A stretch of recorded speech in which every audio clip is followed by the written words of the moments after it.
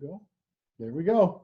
Three, two, one. Here we are. I'm going to have to edit that beginning out here now, but that's all right. We have Anthony Mann on our call tonight. And Anthony, I appreciate your time. And we are going to dive pretty deep into a topic that I think is really sought after.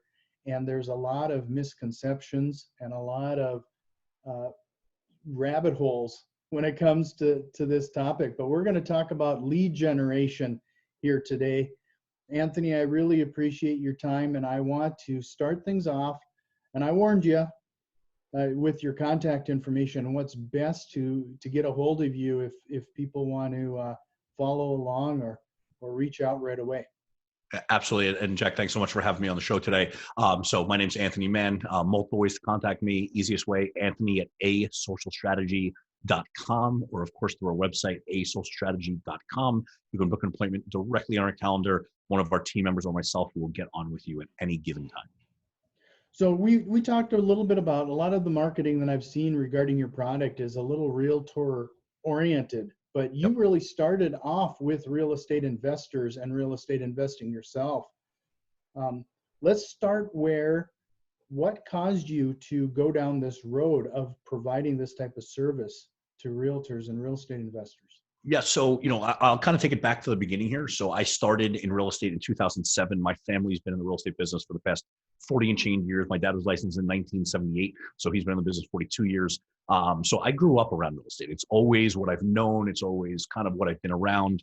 And so in 2007, I got to school and I had no clue what I wanted to do with my life. So my dad was like, go get your real estate license. And he owned the RE/MAX office at the time. And so I did that. I got my real estate license and I got instantly hooked on real estate. I was taking calls, like completely new agent in the office. And I got a buyer who wanted to look at a home in Plainview, New York. It's my market here. I live on Long Island. And literally I showed the guy 3 homes and him and his wife placed an offer on one of those homes, the $550,000 home. I went to contract with an $11,000 commission within about 2 weeks of me, starting in the real estate business. So as you can imagine, I was instantly hooked. I was like, oh my God, this is so much money. This is amazing. Fast forward 2008, I'd done a couple deals, and 2008, the financial crisis happened and it was a total mess, right? I didn't have a book of business.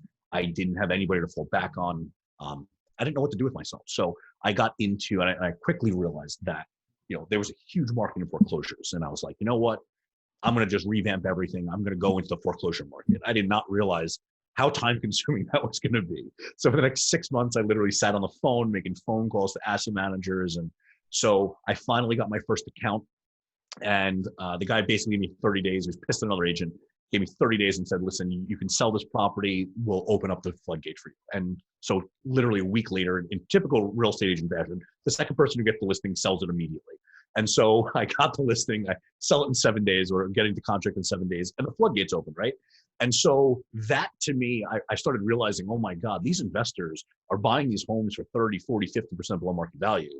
And they're making a fortune. Like they were making real like $150,000 or probably $200,000 a property. And I was like, I gotta figure this out. And so federal offense to buy your own property, but I wasn't getting every property on the market. So I was like, you know what? I'm going to go reach out to the other guys. There's only about 15 guys on Long Island who get these REO properties. And so I started reaching out to them and like, hey, listen, like when you get a really good property, let me know, like, I'd love to buy it. And same thing, like if I get a great property, I'll let you guys know so you can buy it. So we kind of now started this whole, like, all right, so if we get this steeply discounted property, let's kind of help each other out, make some more money. And so in 2009, I bought my first flip and I had some money in the bank, nothing to write home about, but I needed $525,000 to buy this home. And I barely had 20 grand to my name, right? So I literally started calling my investor buddies, and one of them literally was like, sure, we'll write you a check for the 525. We're going to rake you over the coals. I was making a huge profit. It was like $170,000 profit in the deal. But we're going to rake you over the coals on the interest. I was like, that's fine as long as you come in. And so literally 35 days after I purchased that property was off the books and sold for $693,000.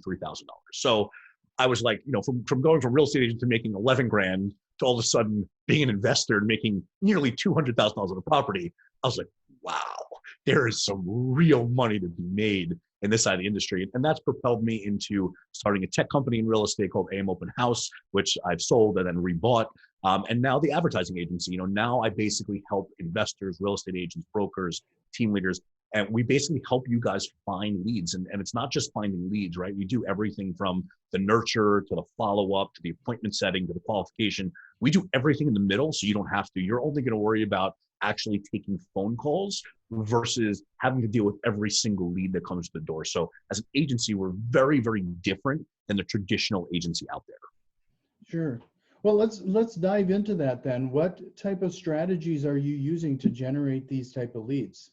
Yeah, so there's a couple different strategies, right? So there's two types of marketing that we kind of see today, right? There's what we call interruption marketing. Interruption marketing is easily seen on Facebook, Instagram, YouTube, right? You're doing what you want, you're looking through your news feed, or you're on YouTube watching a video, and then halfway through the video, you get an ad, right? Or you're scrolling through your news feed, and every four posts is a new ad for you, right? So that's what we call interruption marketing. You went to a website and you can see it really easily. Like, go to Bloomingdale's and look for a pair of shoes, and then go to Facebook, and 30 seconds later, those pair of shoes are on your newsfeed, right? Because they're just getting back in front of you. And so we call it interruption marketing because it's not something you're actually looking for in the moment, but something you're interested in, right? Then there's the other side of marketing. There's the Google marketing, right?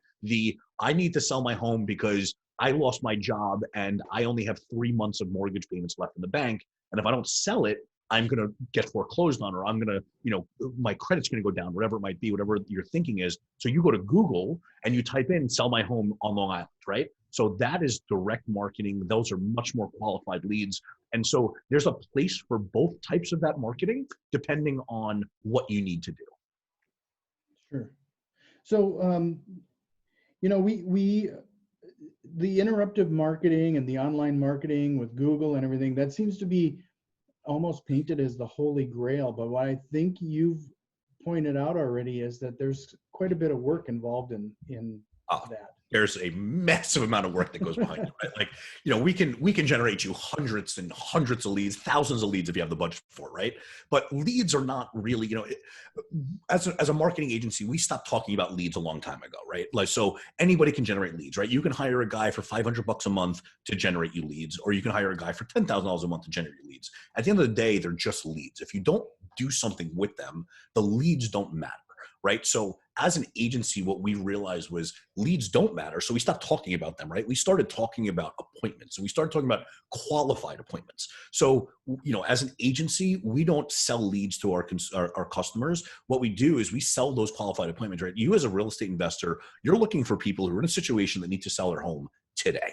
Right. So what we do is we go out, we're not only going to generate the leads for you, but we're going to communicate with them. We're going to call them. We're going to text them. We're going to email them. And we're going to get them to tell us why they need to sell their home.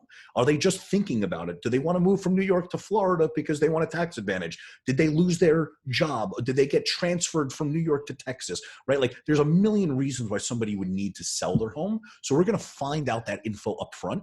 And most importantly, we're going to find out how motivated they are. Right. Somebody just looking to sell their home may just be wanting to find out, I'm curious what the value of my home is, right? They might not be really interested in selling. That's not a great lead for you. That's not a great conversation for you as an investor. But somebody who is moving or has to move because of a job transfer, because of COVID-19, because of, a divorce, there's a million reasons again. But if you know those reasons, it shows you their motivation. Those are the appointments that you as an investor want to have, right? You don't want to waste your time with all the nonsense, right? Just because I can generate you 500 leads doesn't mean you want to have 500 conversations, right? You'd rather have 5 conversations and close one of those deals than deal with anything else. Well, we've learned time and time again, the gold is in that follow-up. And unless you're really on it, we have to remember time and time again, depending on what marketing statistics we look at, it could be 8 to 12 contacts for people to take some sort of action. And when it comes to real estate investors, frankly, I barely see most hit 1, maybe 2, and in the outstretch, maybe 3 touches before they abandon and move on. 100%. You taking that on for them and on their behalf, I mean, that's a big relief and a lot of that heavy lifting that I'm referring to. Yeah, so we realize that, and again, like, we work with agents, we work with investors. So we realize that, just like you said, they 2, 3, 4 touches and that's it, right? And the average touch per client is now 11 touches, right? So if you don't get there, and it doesn't matter how much time, right? It can be in the first week, it can be in the first 2 weeks, first month, whatever it might be. But the quicker you can get to those 11 touches, the better chances you have of doing business with that person. And here's the thing, right? It doesn't matter if the person tells you to go away, like, oh, sorry, I was just looking. That's fine. You still elicited that response from them. And that's what you're looking for, right? It's not just it doesn't have to be 100% positive all the time. Like, oh my God, if I make 11 touches, I'm going to close a deal. It's okay to make 4 touches and someone tell you, you know what, I'm not interested anymore. That's okay. Like, you know, we've been able to take that off the investors and take that off the brokers and the agents. We've basically said, hey, listen, we know that you don't want to do this. We know that you don't want to deal with, 500 leads a month, 1,000 leads a month. We'll handle it for you. We'll only give you the ones that are ready to work with you. And so as an agency, we've been super successful doing that, because now instead of agents, like I said, making 500, 600, 700 phone calls a day, or a week rather, they're only dealing with the people who actually want to work with them. So it's changed their business, and it's allowed us to really excel in what we're doing. Sure. So can you talk a little bit about starting off the sales funnel? Are you talking about generating, do you help people with a lead capture page, or is it mostly focused on the Facebook, social network advertising, Google advertising? How does that process work? Sure. So again, depending on what platform we're on, will depend on whether we're using landing pages or not. When we use Facebook and Instagram, we use what's called lead forms, and they're basically just forms that are on Facebook or Instagram. It doesn't leave the platform. Someone could submit their name, phone number, email address, and maybe a couple qualifying questions like, why you're looking to sell, how quickly you're looking to sell. Very easy drop down kind of questions, right? When we're using Google or when we're using YouTube ads, we will actually build a full-on landing page for you, right? So as a company, what we do is we tell you to stop worrying about your marketing. You basically tell us, this is how much I'm willing to spend in marketing per month, and we stay within your budget, and we do everything else for you. So we're going to build landing pages as an investor. We're going to build landing pages for sellers. We're going to build landing pages for buyers. We're going to build landing pages for each individual property as well, especially if we're doing Google advertising. But if not, we're just going to use those lead forms that are on Facebook and Instagram. They're really easy to use, and I'm sure all of you who are listening to this right now have filled in your information more than once on one of these lead forms. They're really simple. You click on the ad, you might click 2 times and then click next, and you get exactly what that ad was providing to you. Mm-hmm. Yeah, and this is something that is foreign to a lot of people, when you go into the Facebook ads, if you're doing a campaign yourself, it's easy to overspend when you don't know what you're doing. Very easy.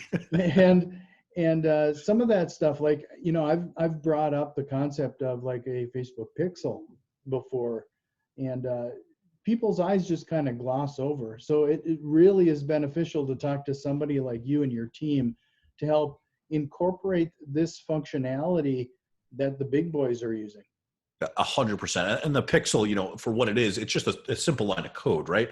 But it does get really confusing if you don't really understand it, right? And just so, I'll give everybody just a quick little thing about the pixel. The pixel is the most powerful thing on the internet today. It's so powerful that Apple just recently moved to block the pixel on iPhones, because the amount of data that it's collecting from people gives Facebook such an advantage in advertising that Apple realized what a privacy issue it was. So, it's a very, very simple thing. It's a simple line of code that you can put on your website that tracks people, and it tracks them across the internet. So it's not only going to track them on your site, it's also going to track them on every other site out there. So when you're advertising, you can literally do things like, I want people who are interested in X, and I want to put my ads in front of those people, right? So like, for instance, right, if you're, advertising a property, you might, as an investor, you own the property, you've redone it, you're ready to sell it. You might want to advertise to people who have, gone to Zillow.com in your market area, right? Because chances are those people are looking for property, right? And so as an advertiser, you're able to advertise against that pixel data. And so Zillow has a pixel on their website, and Facebook knows everybody who's gone to Zillow. So you can use their pixel against them. Right. So before we jump into the next topic, I wanted to remind people where to get a hold of you again. And I will definitely make sure to have those links in the show notes. But you do have quite the presence on social media yourself. So I definitely would recommend people finding you on Facebook. But it's asocialstrategy.com is the primary place to Yep, get a hold of you. asocialstrategy.com. You can go there. You can book an appointment with myself, with my team, and we're all very well versed, able to answer any question that you have. Or if you need to contact me directly, Anthony@asocialstrategy.com. So you already brought up the fact regarding what this is going to cost, and people are always going to ask that type of question. But I think what's really interesting is that you're one of the few marketing companies that I've run into that it's performance based at a strategy versus just paying by the lead or It's what have exactly you. right. So we have been a retainer agency for many years, right? Our average client paying between 3,500 and 5,000 a month. And so what we've realized is that the motivation as an agency becomes less, right? And this goes for any agency out there, right? Once you get that client in the door, you want to keep that client happy, but we have what's called a churn rate. And that means after 3 months, 5 months, 6 months, 8 months, typically that client then churns or discontinues service, right? And so what we realized was that instead of having this massive fee that every client of ours had to pay, we wanted to go performance based. And there was two reasons for that. One was it kept our account managers super motivated to make sure that everything that they can do on a daily basis was in the benefit of the client, right? Our account managers are in their accounts day in and day out, making sure nobody falls through the cracks. Did a text message come through or an email come through that wasn't picked up by the system as a positive intent? Was it sent to the ISA to go ahead and qualify that person and book the appointment? So our account managers are now directly incentivized to make sure that every lead gets to the finish line. The other part is we wanted our clients to stop looking at us as a liability, right? When you look at your books at the end of the year, you say, okay, I paid X amount of dollars to this company. It averaged out to this amount per month, yada, yada, yada. So what happens was we looked at that and we said, we're just an expense every month versus now that we're performance-based, we're no longer an expense. We're an asset to your company, right? You can tell us, hey, Anthony, listen, I need to get 40 new sellers this month, right? I need to talk to 40 people this month because I know if I talk to 40 people, that means I'm going to close 10 deals, let's say, or 5 deals, right?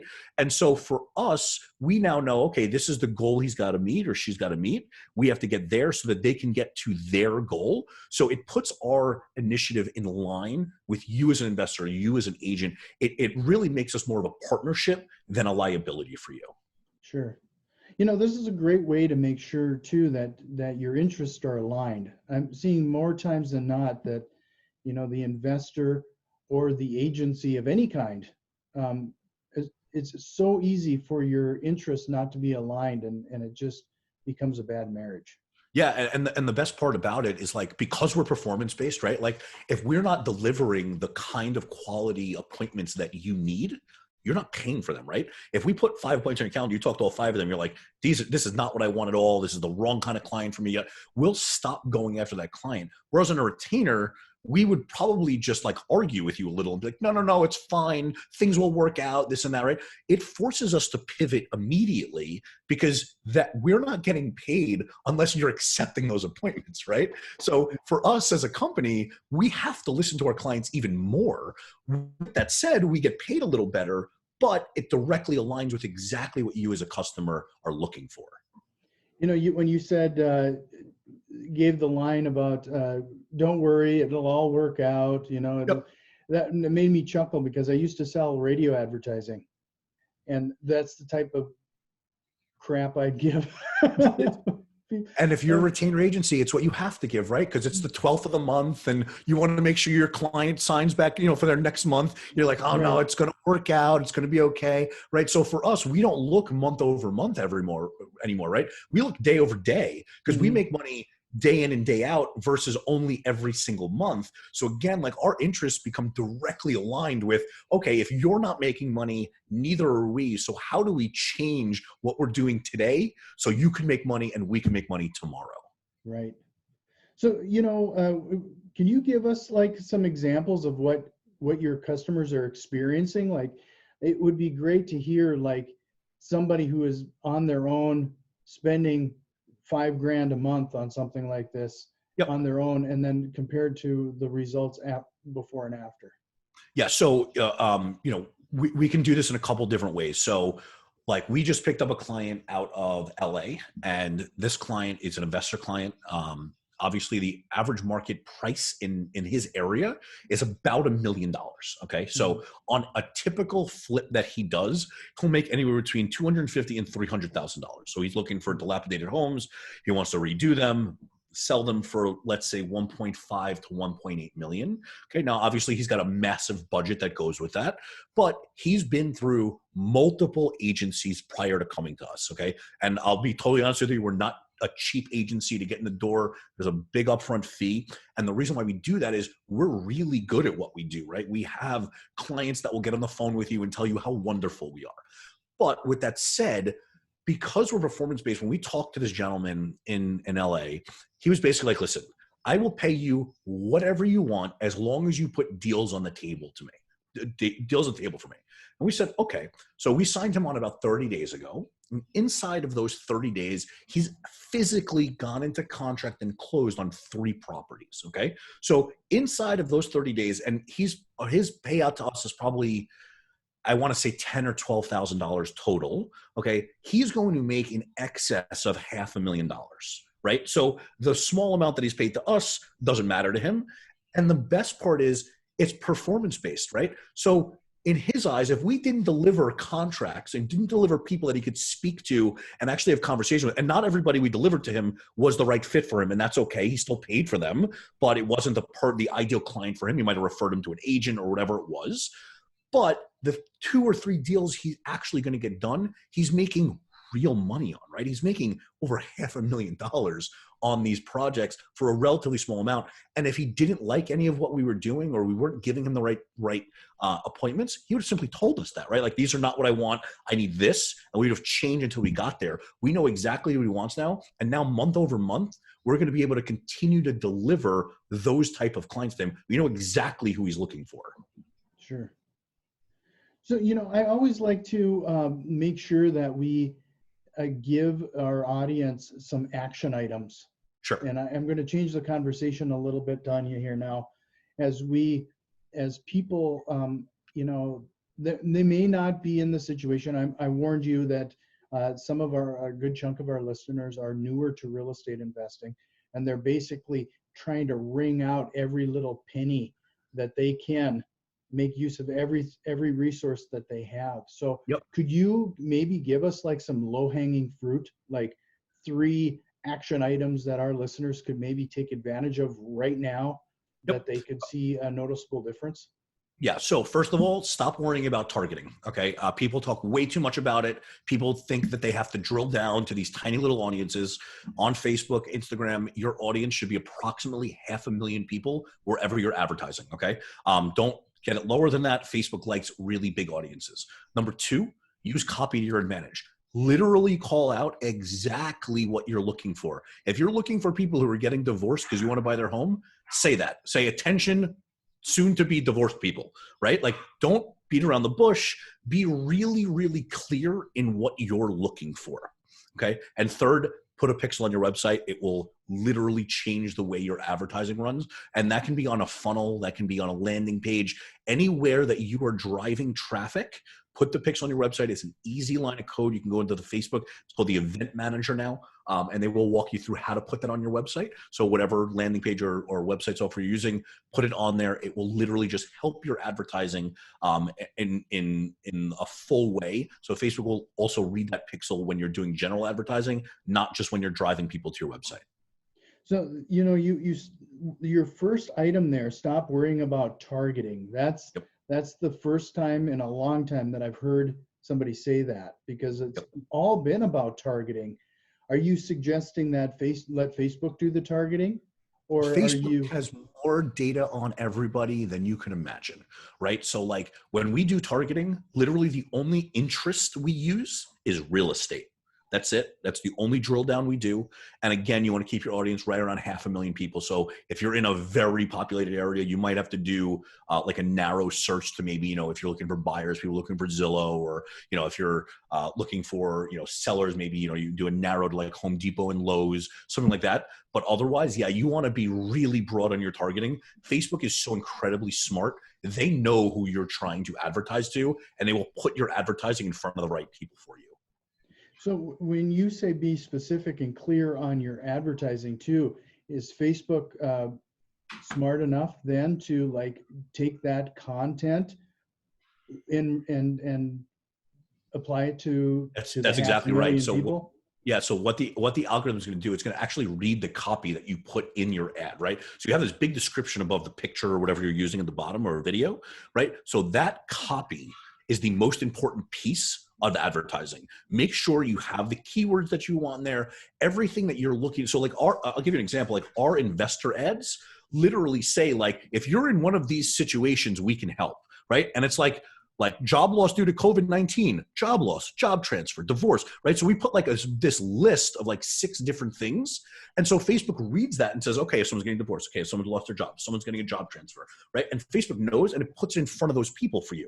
So you don't have to overthink this stuff. The advertising part of Facebook is relatively simple. Like people really, really overthink it. It's the nurture and qualification and appointment process that's actually the hard part. The lead generation part of this is very, very simple. Sure. So, with that being said, uh, with 500,000 people that you're trying to target, how do you decide typically, like what should be the budget? I know that's kind of a loaded question, but frankly, it seems like unless you put a certain amount in there, it's not going to produce any results, and you just kind of. Yeah, I mean, listen, the typical investor lead or seller lead, I should say, is going to cost right around the $25 to $35 range, right? For a real good lead, filled out a couple questions, and you don't want to go too low on the questions, right? You want to make sure you're asking more than just name, phone number, email address. You want them to have some interest in actually filling out your questionnaire, whether it's a lead form or a landing page. We typically tell our clients that you need to spend about $100 a day. $75 of that will go towards cold advertising, which is that 500,000 population I talked to you about. The other 25 is going to be for retargeting. You're very likely not going to ever get to that 25 until you've pumped enough traffic through your funnel. But at minimum $75 a day on cold traffic, that'll generate you 2 to 4 leads a day. And in some areas, even more, right? Like if you're in a lower traffic area, you might be getting, $12, $15 leads. So you might be able to get 5, 6, 7 leads a day. Sure. With that being said, you said you started off and you just put real estate. What we had been, investing in, a lot of those people that have looked into this for the first time, we've been told to basically dig and target because because of that competitiveness, and you're driving up the cost, and you got every realtor and investor trying to hit that exact same group. But what you're saying is kind of counterintuitive or counter to what we've heard previously. Yeah, I mean, and so here's like the real, the thinking behind that is, right? So like when you do narrower interests underneath real estate, okay, what's going to happen is real estate is going to encompass all of those things. So like imagine the real estate interest being a top level, right? And then you have like Zillow, Realtor.com, HomeSnap, whatever the other things that you would target against are lower than it. But by targeting Zillow, Realtor.com, or any of these other things, you can just target real estate and it will get in front of the same people, right? Mm-hmm. So like, and again, like it's all down to the copy. Like this has been said for probably the past year or so that, especially in the housing category, because you have to be in the special ad category, the targeting is not what it used to be, right? Like you used to be able to get really, really narrow by age and all these discriminatory practices. You're not allowed to do that anymore. So what Facebook did was they realized that they had to change the way the algorithm looked at the ads to get them in front of the right people, right? If they would have changed everything and then we put ads as advertisers out and we spent $10,000 and we got no results from it, we would have stopped advertising, right? Mm-hmm. So they knew that they had to make massive changes on the back end. So that's exactly what they did. So like I said, like don't overthink the targeting, use the copy to your advantage, like be really, really clear and really direct in your copy. And that will make a massive difference in who that's being shown to. You just talked about some of the restrictions, and what's changed already, but is there anything that we need to be aware of regarding that copy? Because there's been a couple times where I've posted like a "We Buy Houses" and they've rejected it because of something in it. Yeah, so basically just make sure in the special ad category, 99% of the time it's their automated system rejecting your ads, and 99% of the time again, those ads are not out of compliance. So if you do get an ad rejected, just go ahead and appeal that and explain why you don't think that you violated any policies. Most of the time within 24 hours, someone will get back to you and say your ad didn't violate any policies, and go ahead, and your ad is now running, right? We actually, as an agency, run into this issue all the time. So we advertise to investors, brokers, and team leaders, right? Sure. Every time we put an ad up, we have to go through a compliance process because they think we're advertising to buyers and sellers. And we have to explain every time that we're actually advertising to the brokers and the investors. And that's our target customer, not the buyers and sellers out there. So don't be afraid to appeal something. It happens all the time. Like we get ads rejected and we appeal them just about every single day. So, well, I really enjoyed our conversation, and I told you it was going to be about 30 minutes. And I know I saw you waving at somebody, so I know that you have somebody there trying to get a hold of you. No worries. I really appreciate your time. And once again, I want to point people to your website, asocialstrategy.com, to reach out to you and your team. I think it's definitely worth a conversation with you and your team, especially if you're talking about spending the kind of money that I know we have some investors doing, to being able to lift some of that burden off of them doing the follow-up. And like I said, having to do as many touches as I know that has to be done, you're leaving a lot of money and resources on the table if you're not taking Anthony up on his recommendations here. So if I usually end with some lessons that I've learned, but I want to point everybody, rewind this episode about 10 minutes and listen to your 3 tips again. Stop worrying about targeting, specific and clear on your your copy, and incorporating that pixel. I can't emphasize those things enough, and I really appreciate it again. And but with that being said, I always do end with this last question. Is there a question you wished I would have asked? No, I think this was great, man. It was a good, fun conversation. And like you said, if anybody has any questions, feel free to book a time with us, asocialstrategy.com. Shoot me an email, anthony@asocialstrategy.com. Well, I appreciate it again, Anthony. And I think if you don't mind, I'm going to probably call you back on, because there's a couple topics here that I think we could probably spend the entire episode on. So, Yeah, absolutely. I'd love to come back. thank you, sir. Have a great one. Absolutely. Thanks so much. I'll talk to you soon.